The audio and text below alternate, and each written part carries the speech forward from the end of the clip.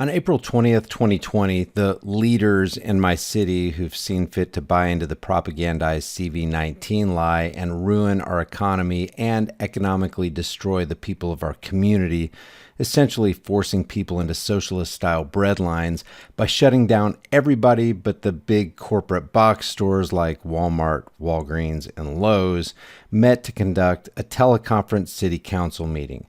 I decided to attend that meeting and impress upon said leaders the importance of not believing government propaganda and safeguarding freedoms at all costs. Here's that exchange. But we need to reach that 10% threshold. The disease is still extremely dangerous. We have been largely spared here in Oklahoma, and that, I think, has given everybody, almost everybody, a sense of complacency. But it has the potential of getting very, very bad here. 9,000 deaths nationally since Friday, 41,500 deaths around the United States so far. As long as we do the mitigation and do the testing and we open up in a smart manner, we can probably avoid these draconian predictions of 250 million people dying. We're at 41,000 nationally now. We probably will peak out at about 60,000, provided the country doesn't go crazy. And when we do open, then there are things that people have to do differently. Employers have to act differently, and employees should probably be tested. Social distancing is going to be in our world until we have adequate vaccination. So on the bright side, things are getting into place so that we can actually move forward with opening the community and getting back to business. On the downside, it's painfully slow, this process of getting the testing in place. But between the county health department, NHS, and Hastings, or Cherokee Nation, we're going to get there, and I think we'll get there fairly soon. But again, the peak's coming May 1st. I don't see much relief on site for us until June 1st. As a city, the city has to have patience and has to believe in this process. And they also have to understand the threat. And as a member of the community, I've lived here for 30 years, so I know a lot of the community. I don't see the patience. I see the patience waning rapidly. And I'm not sure the community in a wholesale manner buys the data. And that worries me, it really worries me, because this could get out of hand very, very quickly. Okay, thank you. So we need that kind of support from the leadership to tell the community it is real. Do we have other questions for Dr. Goldemuth? Okay. I have a question. Okay. Doctor, according to I'm sorry, can you guys hear me? Yes. Sorry, I thought my computer glitched. According to the New England Journal of Medicine on March 26th, Anthony Fauci wrote, and I just want to quote real quick because I want to get your take on it. He said, quote, the overall, and I can put the link in the description before if you'd like that. The overall clinical consequences of COVID-19 may ultimately be more akin to those of a severe seasonal influenza, which has a case fatality rate of approximately 0.1%. I'd like to get your reaction on that, and also the reaction of Fareed Zakaria from CNN 4 nights ago on CNN. He said, quote, according to Anthony Fauci and the COVID response task force under Trump, said that we have a massively overestimated fatality of COVID-19. Stanford's John Ioannidis believes that we have massively overestimated the fatality of COVID-19. What the hell did you just say? That we have massively overestimated the fatality of COVID-19. And also, quote, and just one more real quick quote, he said fewer than 40,000 U.S. deaths will occur from COVID-19 this year. He points out that in some of the places with the best testing, the Diamond Princess cruise ship, the Italian town of Vo Eugenio, Iceland, Denmark, the numbers who are actually infected when adjusted for the U.S. population as a whole suggest a fatality rate that is actually similar to the seasonal flu. Based on limited testing data, he estimates that fewer than 40,000 U.S. deaths will occur from COVID-19 this season. Indicating what a lot of people are reporting about the Johns Hopkins University Coronavirus Resource Center, that a lot of the numbers that are added onto the COVID-19 numbers are people who died with and not from COVID-19. I'd like to get your reaction on that. Before you react, please, Brian, could you tell us what your last name is, please, sir? Young, Y-O-U-N-G. Thank you so much. You're welcome.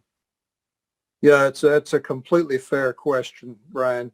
I read that article in the New England Journal, and you know, all of us hope that that's correct. All of us hope that that's correct. I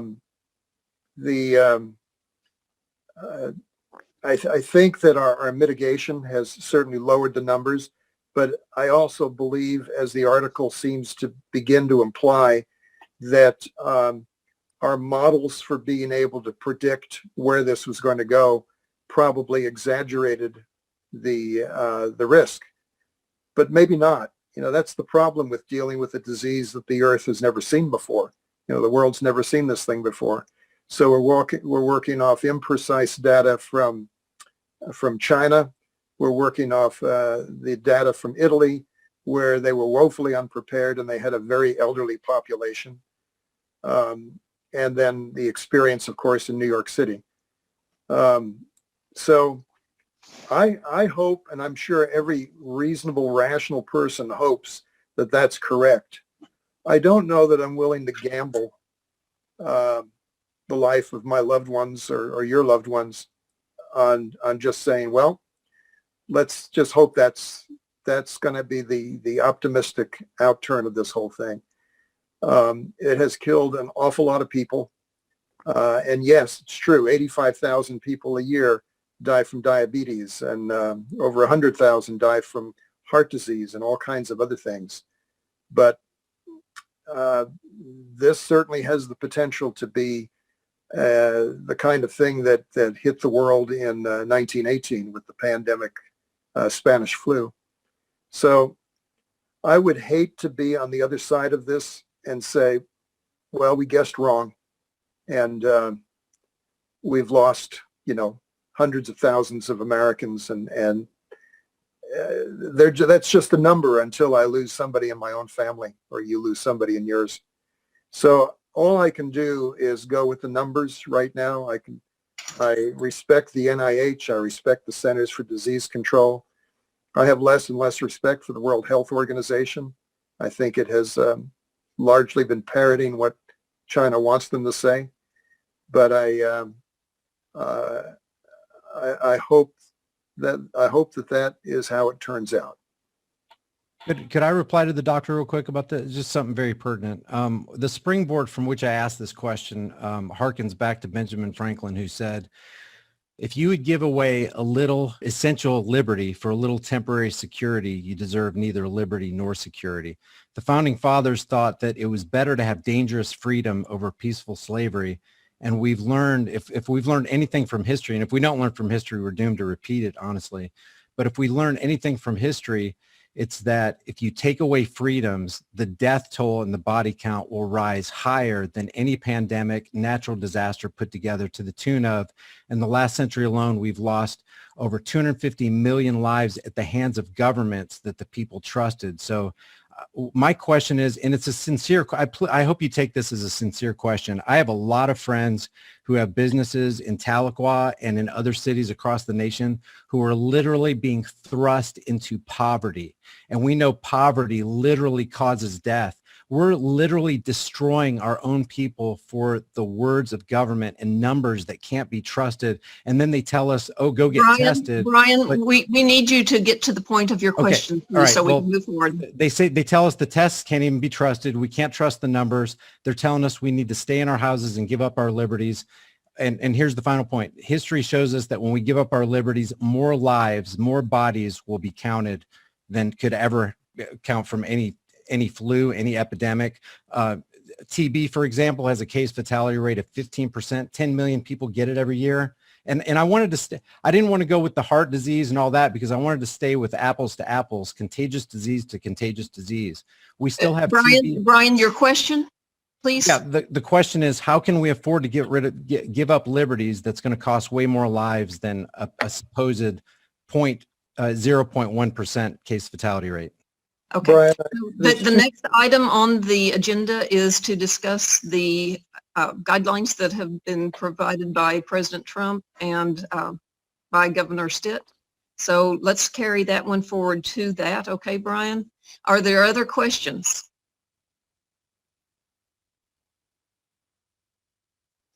If there are no further questions for Dr. Galdames, thank you very much for your report today.